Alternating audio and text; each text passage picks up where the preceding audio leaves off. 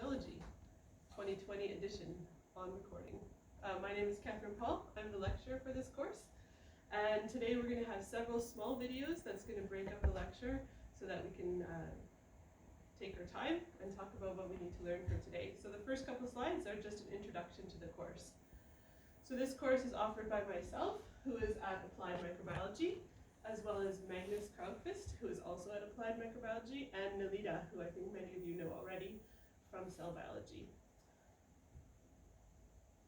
So the aims of this course are to give you a broad theoretical introduction to gene technology and a general competence to work with several common lab techniques. And this is probably a good time to mention that due to the situation right now, we do not have a good idea about how we're going to replace the lab or substitute it or reschedule it. So we will keep you informed about that. But we are committed to try and offer you some kind of wet lab experience, but we're working on that. You will have the ability to judge how to use different types of gene technology, and we will also ask you to orally present and defend a chosen topic in gene technology, and I will tell you more about that later. So, for example, one of the big motivations of this class is that you guys are ambassadors for gene technology. You're going to go out into the world as biotechnology engineers, and so we want to educate you so that when you're sitting at the pub, not this close to each other right now, but hopefully sometime in the future, you can explain to each other that that's right, yeast can make beer and insulin. Most of us know Sheldon and Amy, and she would probably actually appreciate genetically modified flowers that would last longer. But is that something we actually want to do? We're going to talk about that. And of course, there's a very common idea that we inherit things from our parents, and how do we actually learn about that and study that? This is always the worst slide for everyone. Who wants to be the student representatives for Gene Technology 2020? I will leave this up to you. I hope that some of you listening to this right now are interested to contact me.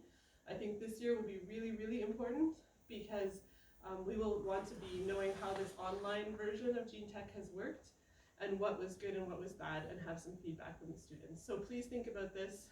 This is always a little bit tricky to find people, but hopefully someone out there is feeling inspired. Some important information. So due to the change of this course to online, Canvas will be a major form of interaction for this course.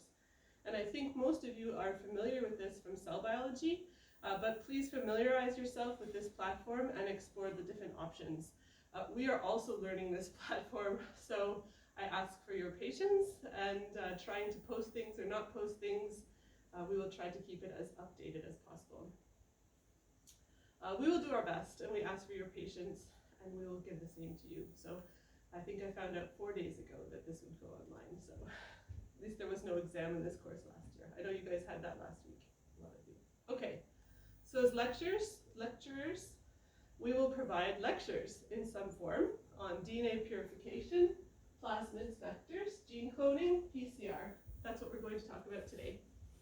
Then there's going to be things functional genomics, expression systems in yeast and plants, and applications of gene technology. This is really important for this class, that you guys begin to understand how these different techniques can be used. We're going to have help sessions. These will probably be through chats online in Canvas. And we're going to have scheduled open questions and discussions before the exam with sample problems.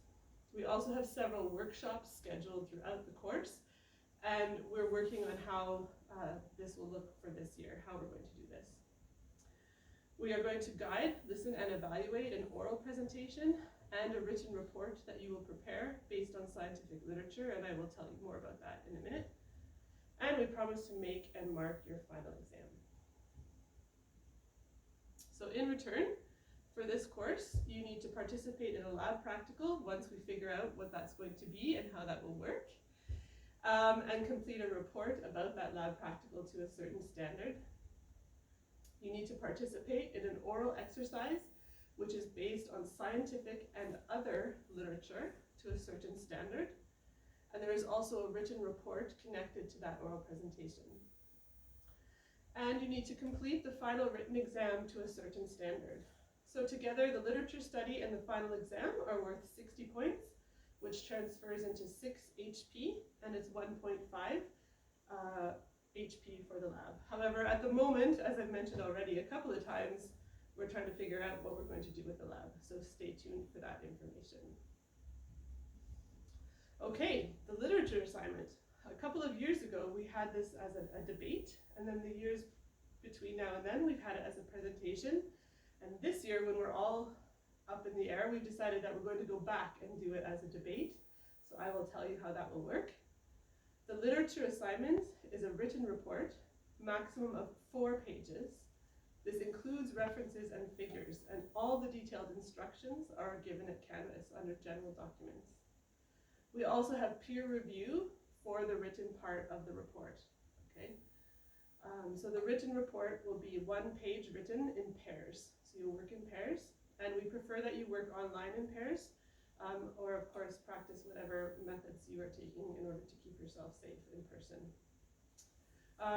The oral presentation will likely, hopefully, be via online methods. We'll see what happens again in May, but we will have a plan for whether this is occurring in person or online. And the template for the evaluation will also be posted on Canvas, and in this case, the written report is worth 10 points, and the presentation oral participation is worth 5 points. So, how does this work? There are topics that are going to be listed at Canvas, and after the regular scheduled time for this lecture, those assignment topics will be opened for sign up. You can already go in and read before the lecture on what is actually the topics. I think that was posted a couple of days ago. There's 4 different topics, and there's different teachers responsible for each topic. So when you go to sign up, maybe be prepared that you have your first choice and your second choice in case one of the topics is more popular than the others. And you sign up in pairs, so please pick the person that you would like to work with before you go in and sign up, and make sure that both of you sign up. I think there's quite a bit of information as well if you read the documents about the assignment. So then I would also just like to mention, you guys are now in 3rd year. This is an introductory course, and I know a lot of you have been looking forward to this because it's the first kind of biotech sort of lecture. So we just want to take a moment and say, like, this is how you think problems in gene technology are solved before you take this course, right? So there's like, yes, we do it this way, and no, we do not do it this way. This is how my mom thinks we solve problems in gene technology, and she has not taken this course yet. Maybe I can send her this online version. We do not pick up pieces of DNA and stick them together, okay? So a lot of this is happening in your head. You're thinking, and you need to hopefully be able to imagine how the pieces of DNA are going together, and how we have tools that allow us to interpret how that DNA has gone together or not.